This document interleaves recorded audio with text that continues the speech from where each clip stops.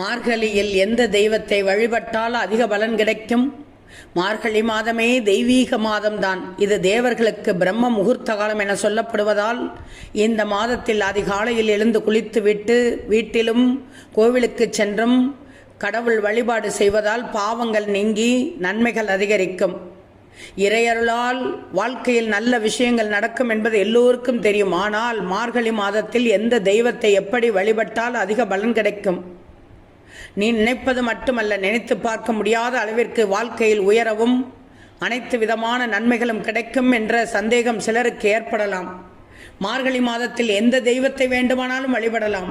மற்ற மாதங்களில் வழிபடுவதை விட மார்கழி மாதத்தில், அதுவும் பிரம்ம முகூர்த்த வேளையில் விளக்கேற்றி வைத்து வழிபட்டால் பல மடங்கு அதிகமான பலன்கள் கிடைக்கும்.